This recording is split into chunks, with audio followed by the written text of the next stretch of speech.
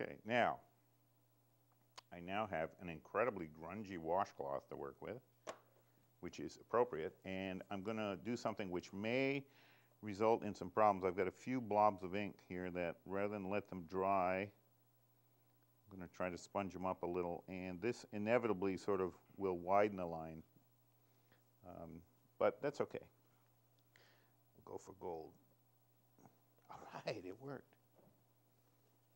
All right, first drawing of the day.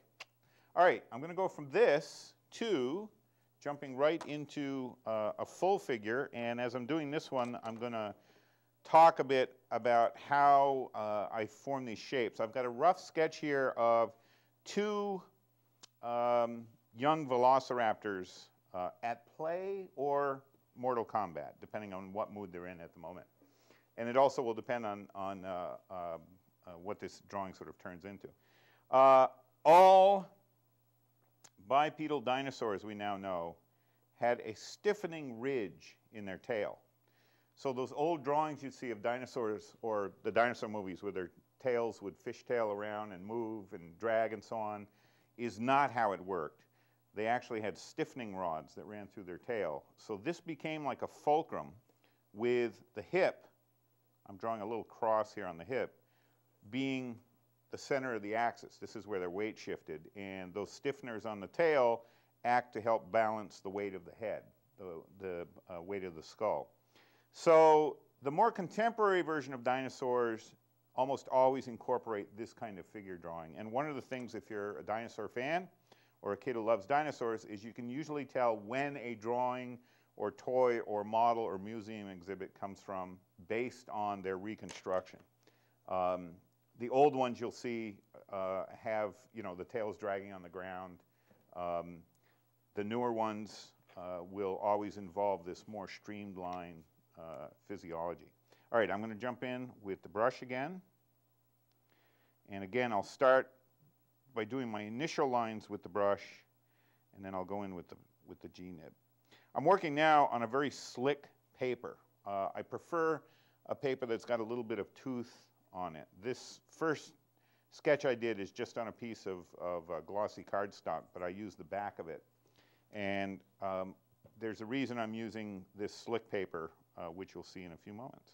A little bit of a belly here.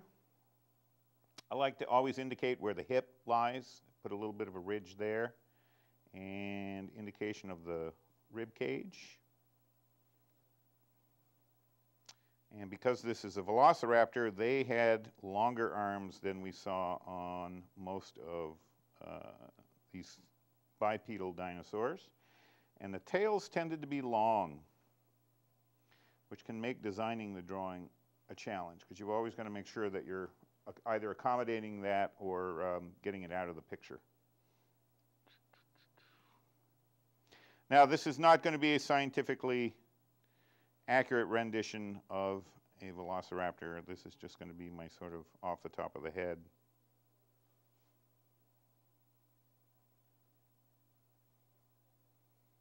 Head's coming out a little too much like a crocodile, but that's okay. And I'll always go in and lay some black in at this stage because I want to get a sense of the weight of the creature and give it some mass. And you'll see as I'm inking some of these black lines, I'm trying to indicate direction, and that little dribble there is just a little dribble. Don't have any bad thoughts about it.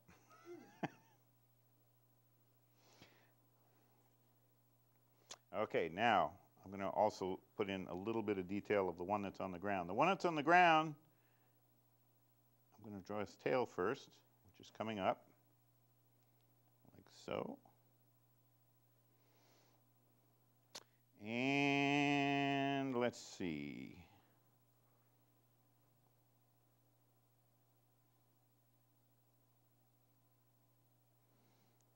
Because he's on his back, I want to indicate, show a little bit of the bottom of the chin and some of the inside of the top jaw. I'll work in more detail once I get to the pen stage. And you're also going to see in this drawing how important whiteout is for fixing things, cleaning up detail, and so on. Okay. Part of the reason I didn't finish the hands on the standing one is I still have to work that out. And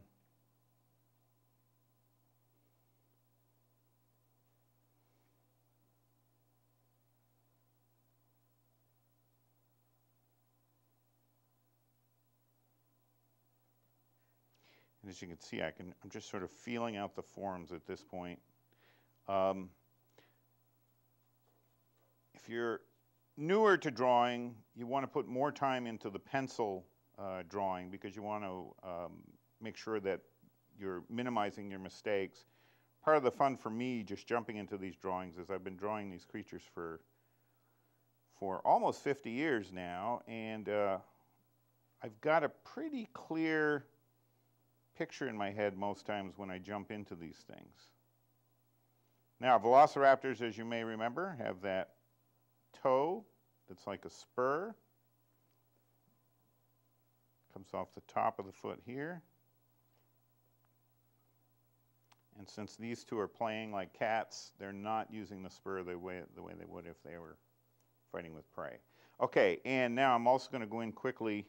I'm still using the brush pen and lay in some fairly heavy shadows so I can get a sense of, there should always be a base to your drawing unless you're working comics and you're working with close-ups or so on. If you're just doing a portrait type drawing, always make sure that you're creating a base for the action. Okay, now I'm going to go in using a smaller pen point than the G-nib I used before. Let's see if we can zoom in here. This is the G-nib right here, and you can see the size of it compared to my not dirty fingernail. But I'm working with a narrower pen point now. I'm going to go in with this smaller crow quill, and it's about 2/3 the size of the G-nib. Here we go. And this tip is well broken in. I've been using this pen for many, many, many years.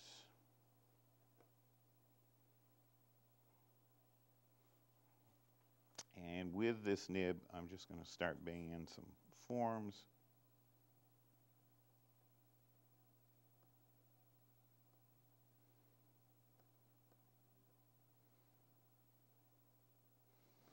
And I'm still drawing pretty rough at this stage. I'm kind of trusting myself to feel this drawing out.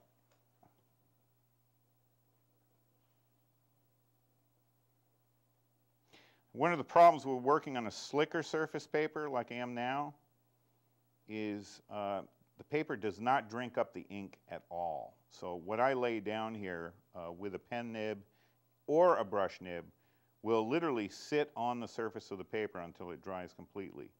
And that makes working treacherous. I'm hoping that I'm not going to smear it at any point.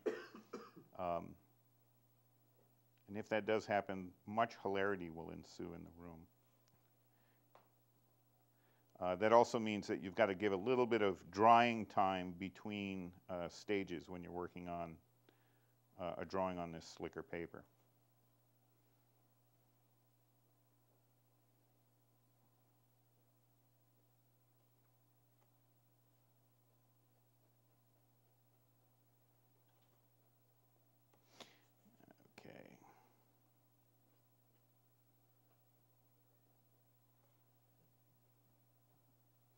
And I'm going to get into a little more vegetation with this drawing too.